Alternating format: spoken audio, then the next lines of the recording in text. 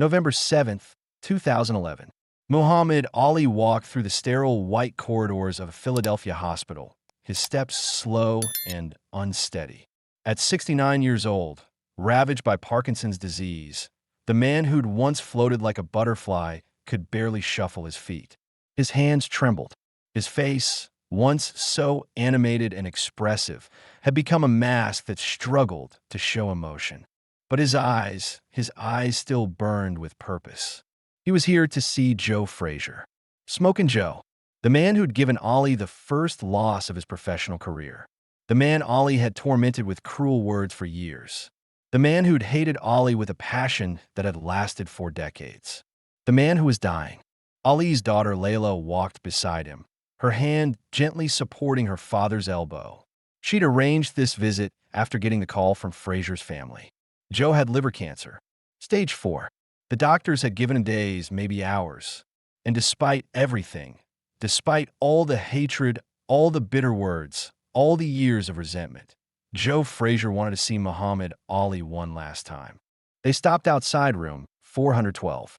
Through the small window in the door, Ali could see Joe lying in the hospital bed, tubes running from his arms, an oxygen mask covering his face. He looked small, diminished, nothing like the relentless, punishing fighter who'd nearly killed Ali in Manila 36 years ago. Layla squeezed her father's hand. "Are you ready, Daddy?" Ali's hand trembled as he reached for the door handle. For a man who'd faced the most dangerous fighters in the world, who'd stood up to the U.S. government, who'd never backed down from any challenge, this moment terrified him. Because in this room lay the truth that Ali had spent 40 years trying to avoid. The truth that his words had caused real damage. That his cruelty had left scars deeper than any punch. That Joe Frazier had every right to hate him. And Ali had come to ask for something he didn't deserve: forgiveness. To understand what brought Muhammad Ali to that hospital room, you have to understand what happened between these two men. It wasn't just a boxing rivalry. It was something deeper, more personal, more painful than any championship could explain. They first fought on March 8th, 1971, at Madison Square Garden. It was called the Fight of the Century, and it lived up to the hype. Both men were undefeated. Both claimed to be the true heavyweight champion. The fight was brutal, technical, and absolutely captivating. Joe Frazier won by decision after 15 rounds of war. He knocked Ali down in the 15th round with a devastating left hook that became legendary. It was Ali's first professional loss, and it shattered the myth of his invincibility. But that wasn't what caused the hatred between them. The hatred came from what Ali said before, during, and after that fight. Ali called Frazier an Uncle Tom. He called him ignorant. He called him ugly. He said Frazier was too stupid to be a championship fighter. He mocked Frazier's appearance, his intelligence, his worthiness as a black man. The insults were designed to sell tickets, to create drama, to make people choose sides. But for Joe Frazier, they cut deeper than any punch Ali ever threw. Frazier had grown up dirt poor in South Carolina. He'd worked in a slaughterhouse. He'd taught himself to box by punching a burlap sack filled with rags and leaves. He'd fought his way out of poverty with his fists and his iron will. He was proud of what he'd accomplished, proud of who he was. And Muhammad Ali made him feel like it wasn't enough.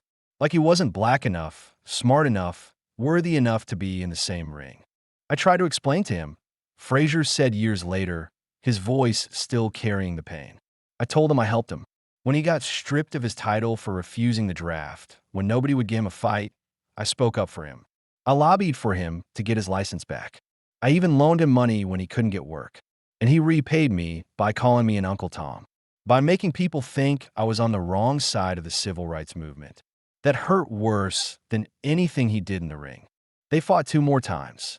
Ali won both, including the brutal Thrilla in Manila in 1975, a fight so savage that both men nearly died in that ring. But even victory didn't stop Ali's cruelty.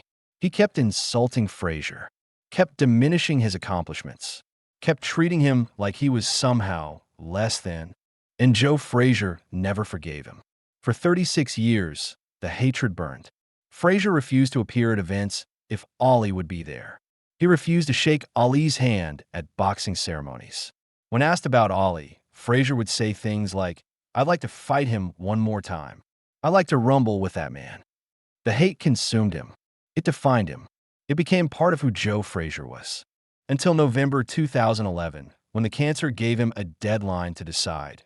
Would he die hating Muhammad Ali, or would he find a way to let it go? Muhammad Ali pushed open the door to room 412, and the first thing that hit him was the smell. Antiseptic, medicine, the unmistakable scent of illness and approaching death. Joe Frazier's eyes opened when he heard the door. For a moment, his expression was hard, that old anger flickering to life one more time. But then something shifted. Maybe it was the way Ali was shuffling, his movements so slow and labored. Maybe it was seeing his old rival diminished by disease, just as he was. Or maybe it was simply exhaustion. The exhaustion of carrying hatred for 40 years. "Joe," Ali said, his voice rough and quiet. Parkinson's had taken his voice along with everything else. The man who'd once filled arenas with his trash talk could barely speak above a whisper. Frazier's son Derek stood from the chair beside the bed. "Dad, Muhammad Ali is here to see you." Frazier nodded slowly. He removed the oxygen mask, wincing at the effort. "I know who it is." Ali moved to the side of the bed, each step an obvious struggle. Layla helped him into the chair Derek had vacated. For a long moment, the two fighters just looked at each other. Ali and Frazier, the rivals who defined an era. Both of them now broken by different diseases, both of them facing the reality that their time was almost over. "You look terrible," Frazier said, and despite everything, there was almost humor in his voice. Ali's mouth twitched, the closest he could come to a smile with his frozen features. "You too." Frazier laughed, then coughed, a deep, rattling sound that shook his whole body. When he recovered, his eyes were watery. "I guess we both got knocked out in the end, huh? Just took longer than 15 rounds." Ali reached out with his trembling hand and placed it on top of Frazier's. The gesture was simple, but everyone in the room felt its weight. These hands had exchanged thousands of punches. These hands had caused each other immense pain. And now they were just two old men's hands, shaking with illness, reaching out for connection. "Joe," Ali said, and his voice cracked. "I need to tell you something. I need to say it before it's too late." Frazier's jaw tightened. His eyes were hard again, protective. "If you came here to make excuses, I'm sorry." The two words hung in the air. Ali had said a lot of things in his life. He'd predicted knockouts, proclaimed himself the greatest, delivered speeches that moved nations. But these two words, "I'm sorry," were perhaps the hardest he'd ever spoken. "I'm sorry for what I said, for what I called you, for how I treated you. You didn't deserve it. You never deserved it." Frazier turned his head away, looking at the wall. But not before Ali saw the tears forming in his eyes. "You helped me," Ali continued, his voice getting stronger even as it shook with emotion. "When nobody else would. When the government took everything from me, when other fighters wouldn't stand up for me, you did. You spoke up. You gave me money. You treated me like a brother. And I repaid you by tearing you down, by trying to make you look like the enemy, by saying things I knew would hurt you." Joe Frazier wiped his eyes with the back of his hand. When he spoke, his voice was rough with emotion and illness. "You know what hurt the most? It wasn't the words themselves. I've been called worse. It was that you knew better. You knew I wasn't an Uncle Tom. You knew I was on the right side of history. But you said it anyway because it sold tickets. Because it made you more famous. You sacrificed our friendship for your career." Ali nodded slowly, his Parkinson's making the gesture exaggerated and jerky. "I told myself it was just promotion, just part of the show. Boxing needs villains and heroes. And I made you the villain because I needed to be the hero. But that's a lie I told myself to feel better. The truth is, I was cruel. I was selfish. I hurt you on purpose, and I knew I was doing it." "Why?" Frazier asked, and the question carried 40 years of pain. "Why'd you do it, Muhammad? We could have been friends. We could have been brothers. Why do you have to make it so ugly?" Ali was quiet for a long moment. His head bowed. His hands trembled in his lap. When he finally spoke, his words came slowly, each one an effort. "Because you represented something I was scared of. You were everything I pretended not to be. Humble, hardworking, no flash, no poetry, just pure toughness and heart. You didn't need to talk because your fist did the talking. And that terrified me because I knew, deep down, I always knew that on any given night, you could beat me. You were the one opponent I wasn't sure I could defeat. So I tried to defeat you with words before we even got in the ring. Frazier turned back to look at Ollie, and something in his expression softened. You really believe that? That I could beat you? Joe, you did beat me. First fight, you knocked me down and won fair and square. You were the better man that night. And in Manila, Ollie paused, the memory of that fight clearly still painful. In Manila, you almost killed me. I've never been so close to quitting in my life. If Eddie had let you come out for the 15th round, I don't know what would have happened. You were that tough. You were that good. For the first time since Ollie had entered the room, Joe Frazier smiled. A real smile, not the bitter, angry expression he'd worn for so many years when Ali's name was mentioned. I knew I had you. In that 14th round, I knew you were done. You did, Ollie agreed. But your corner stopped it. Probably saved both our lives. They sat in silence for a moment, both men lost in memories of that brutal night in Manila. The heat, the violence, the way they'd pushed each other to the absolute limit of human endurance. It had been hell, but it had also been magnificent. That was our best fight, Frazier said quietly. Not the first one in Madison Square Garden.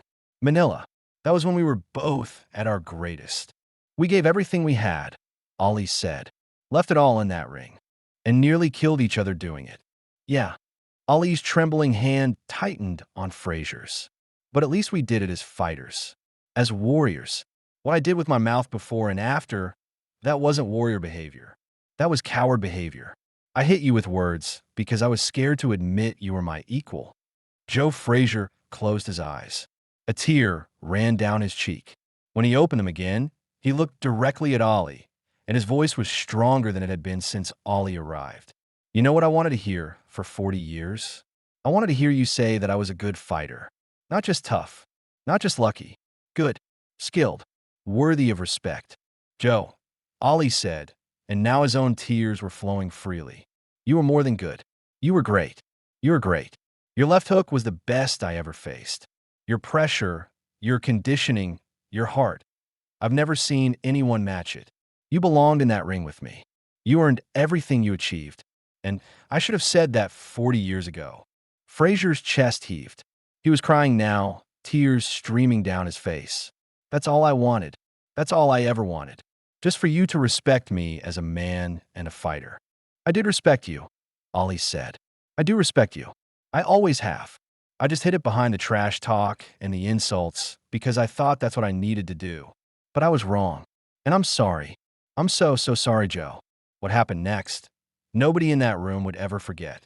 Joe Frazier reached up with his thin, weakened arms that had once delivered punches powerful enough to knock down the heavyweight champion of the world, and pulled Muhammad Ali into an embrace. Two old warriors, both dying from different diseases, held each other and cried. All the anger, all the resentment, all the pain of 40 years of hatred poured out in that moment. And in its place, something else emerged. Not quite friendship. The wounds were too deep for that. But understanding. Forgiveness. Peace. I forgive you, Frazier whispered into Ali's ear. I forgive you, Muhammad. I don't want to die hating you. I'm tired of hating you.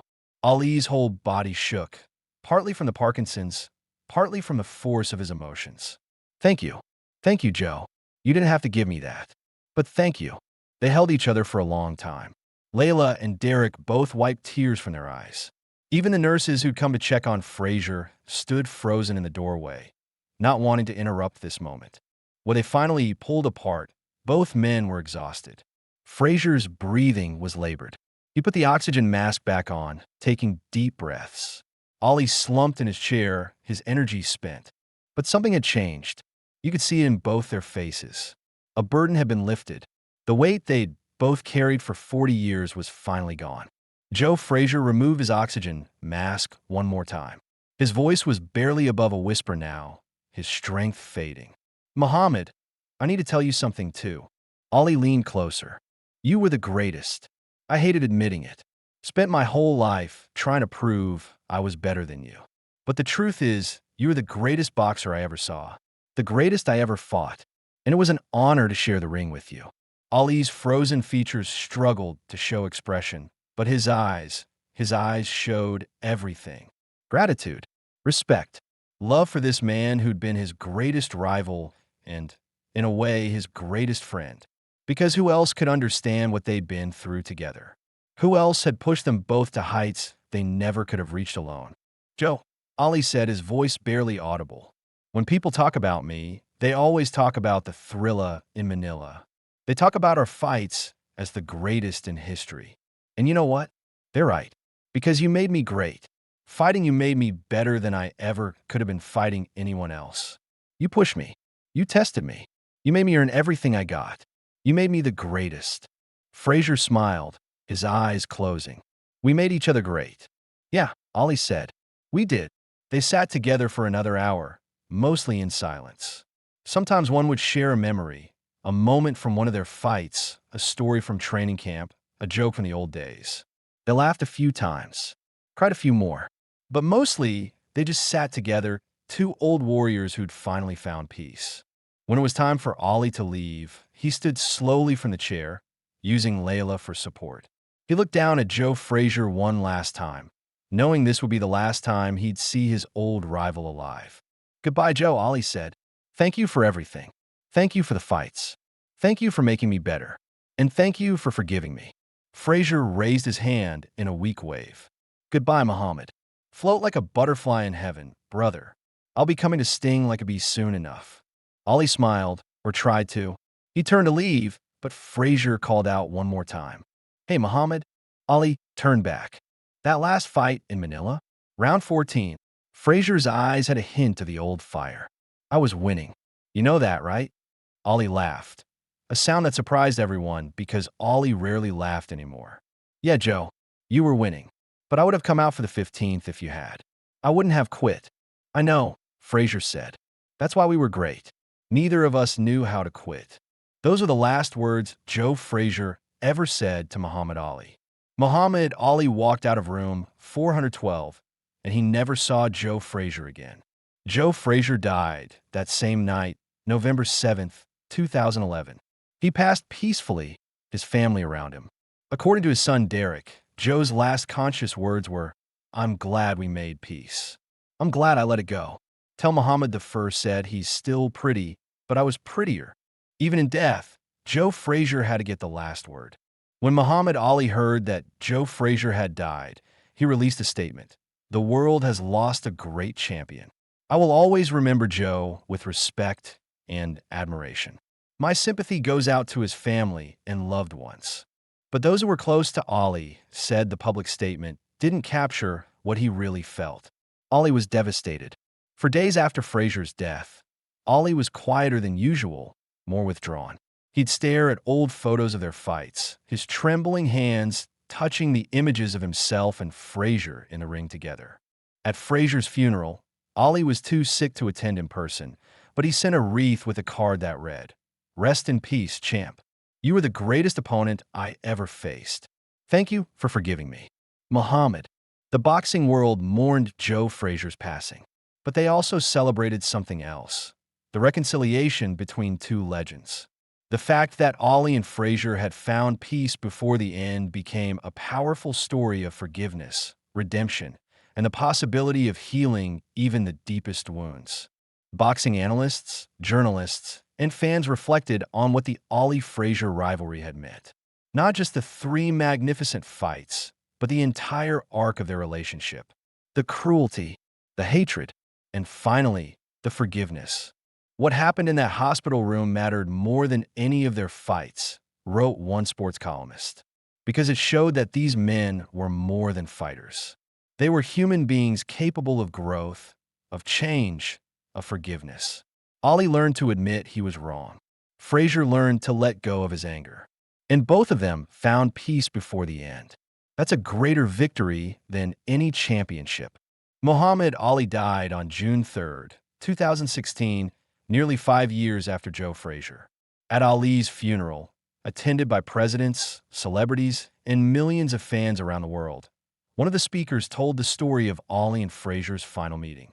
Muhammad Ali taught us many things, the speaker said.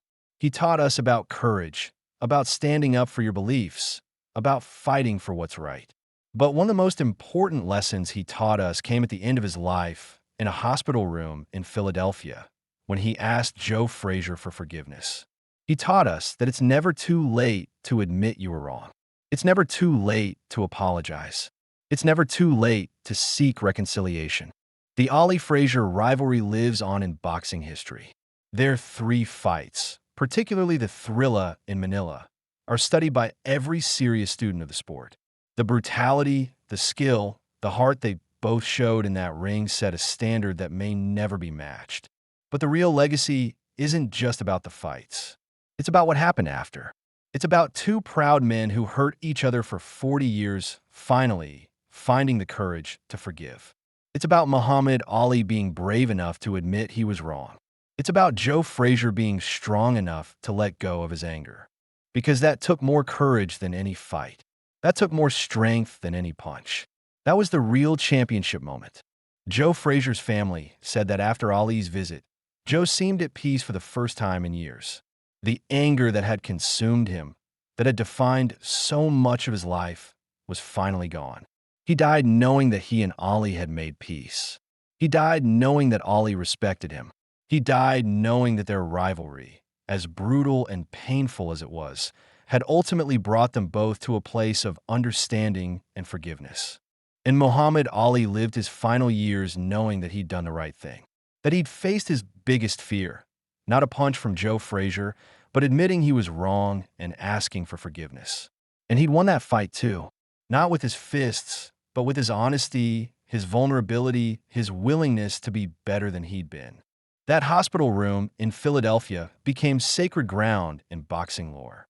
The place where 2 warriors finally put down their weapons.